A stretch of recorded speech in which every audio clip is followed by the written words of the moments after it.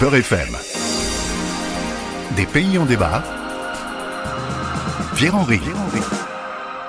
Vous vous posez parfois des questions sur l'actualité, l'histoire ou la géographie d'un pays dont l'évocation vous est parfois familière et dont le plus souvent vous ignorez l'essentiel. Un pays en débat vous fournit l'occasion d'une mise à jour en quelques minutes et c'est aussi et surtout la possibilité de s'interroger tous ensemble sur les libertés individuelles et collectives à l'œuvre dans le pays ausculté. Un pays en débat, c'est alors la rencontre avec un ou une spécialiste du pays que j'interviewe. Ça vous plaît ? Alors suivez-moi, nous sommes bien sur Beurre FM.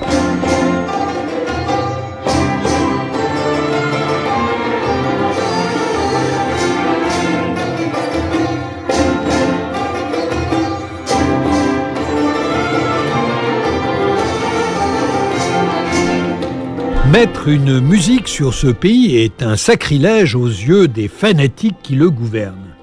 La musique que vous entendez est pourtant jouée par le premier orchestre 100% féminin, fondé en 2015 et désormais en exil. Vous avez deviné ? Je vous parle de l'Afghanistan.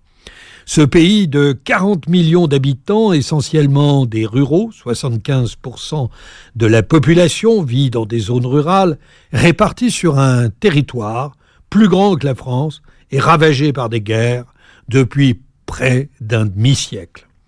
Autrefois, point central des routes de la soie, ce pays, entouré par le Pakistan, l'Inde, l'Iran notamment, est multiethnique. La population afghane peut être divisée en 4 principaux groupes ethniques.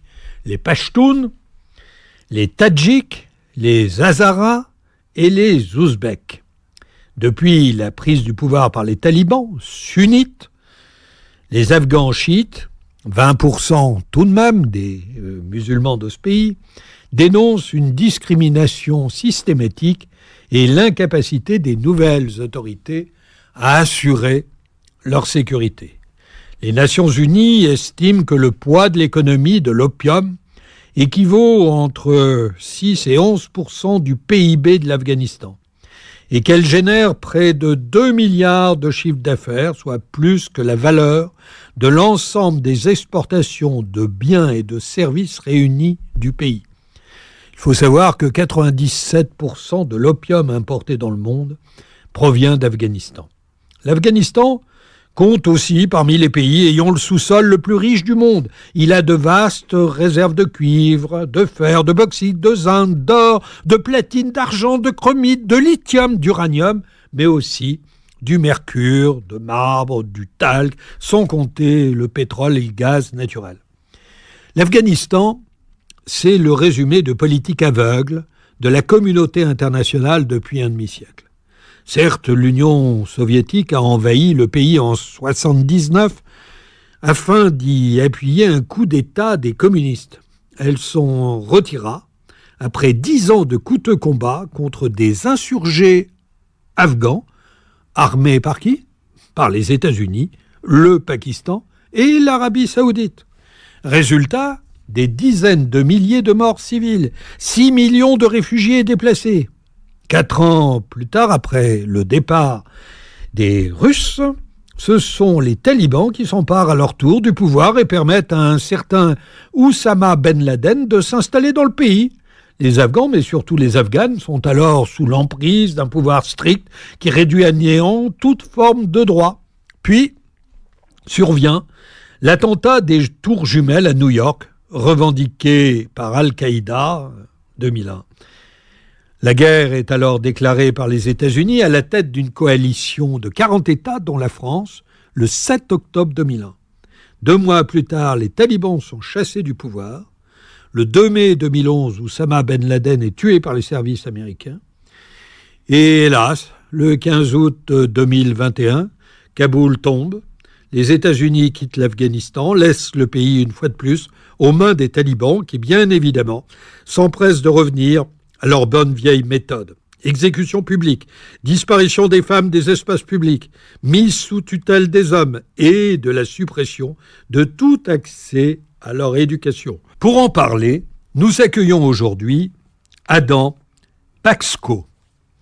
Alors Adam Pasco est docteur en sciences politiques et professeur à Sciences Po au sein du laboratoire de Centre de recherche international. Il est spécialiste de l'Afghanistan et de la Syrie. Bonjour Adam Pasco. Bonjour.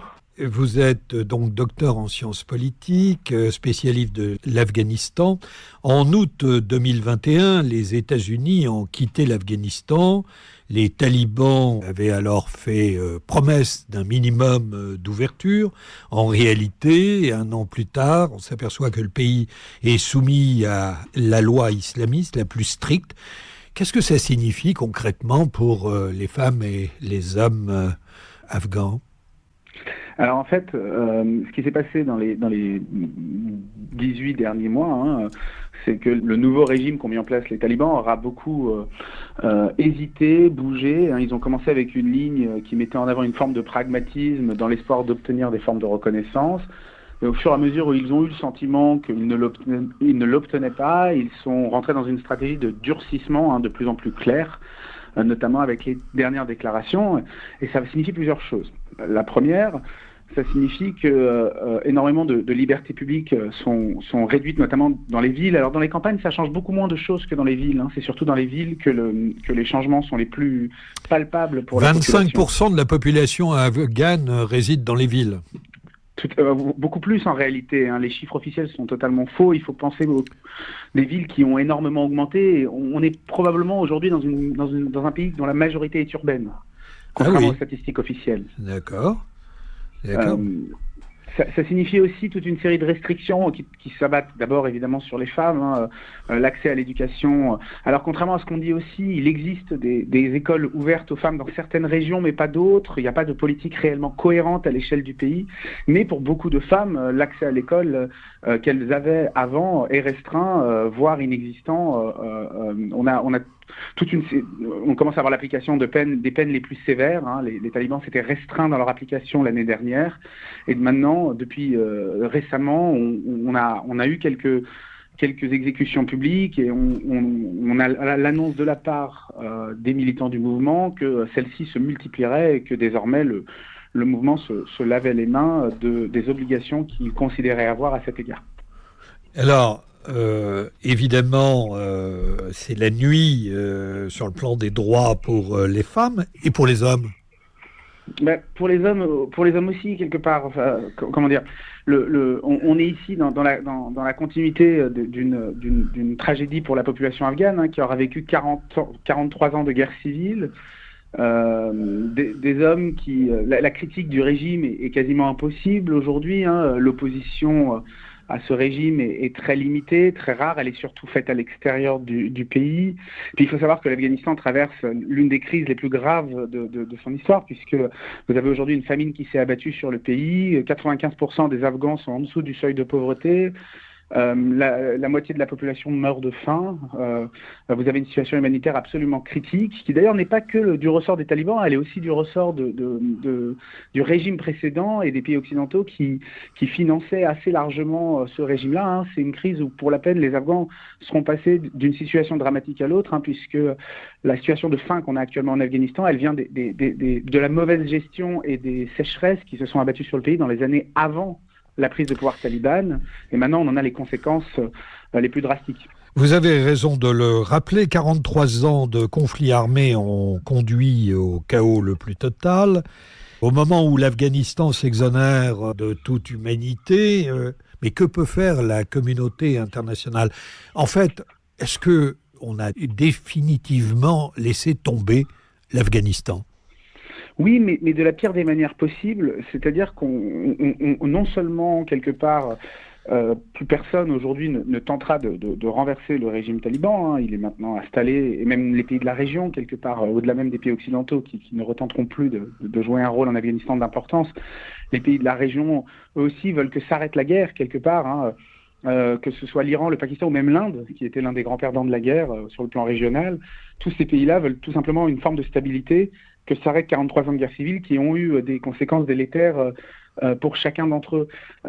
Mais aujourd'hui, la politique que mènent les pays occidentaux est la politique du pire. C'est-à-dire que suite à la défaite de l'été 2021, les chancelleries occidentales sont entrés dans une logique d'isolement total du pays, pour de très mauvaises raisons d'ailleurs, parce que du côté des chancelleries européennes, c'est d'abord en fait une politique de suivi de la politique américaine, et du côté de la politique américaine, la stratégie vis-à-vis de l'Afghanistan d'isolement complet, de blocage des financements à très grande échelle, est d'abord liée à des considérations domestiques. C'est-à-dire que Biden ne peut pas apparaître auprès de l'opposition républicaine comme étant complaisant envers les talibans, et donc toute forme de discussion, de négociation, d'échange avec le régime taliban est proscrit. Et donc on se retrouve dans une logique où quelque part les pays occidentaux sont non seulement dans une logique de retrait, mais en plus dans une logique de faire payer au pays, mais c'est-à-dire à la population, parce que ce qui est bloqué actuellement, c'est bien de l'aide humanitaire.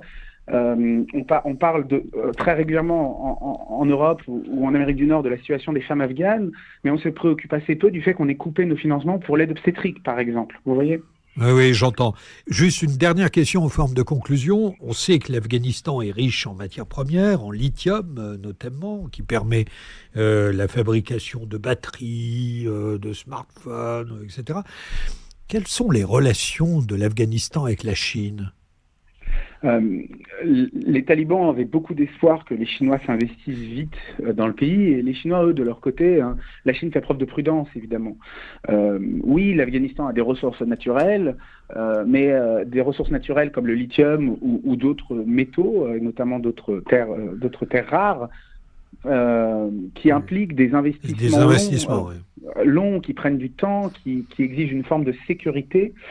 Et les Chinois n'investiront pas les sommes gigantesques qu'impliquerait l'extraction de ces ressources-là s'ils n'ont pas des garanties sur 15, 20, 25 ans, ce qui implique pour l'instant des choses que les talibans ont encore du mal à faire. Alors oui, bien sûr, dans un futur à moyen terme, il est possible que le régime taliban parvienne à faire venir les Chinois sur leur territoire, c'est même probable, mais ce sont vraiment des choses qui se joueront dans la prochaine décennie et pas tout de suite. Aujourd'hui, le régime taliban, il ne peut compter fondamentalement que sur la seule ressource qui lui reste, c'est-à-dire les ressources douanières, et comme il est beaucoup moins corrompu que le régime précédent, il est capable, avec ces sommes bien plus réduites, c'est à peu près 1/5 de ce qui était le budget du régime précédent, sur lequel peut compter le régime taliban actuel, et bien avec ces 20%, ce 1/5 du budget, ils arrivent à faire fonctionner un appareil d'État réduit à peau de chagrin, réduit à une portion congrue. Merci Adam Batchko pour ces propos très clairs.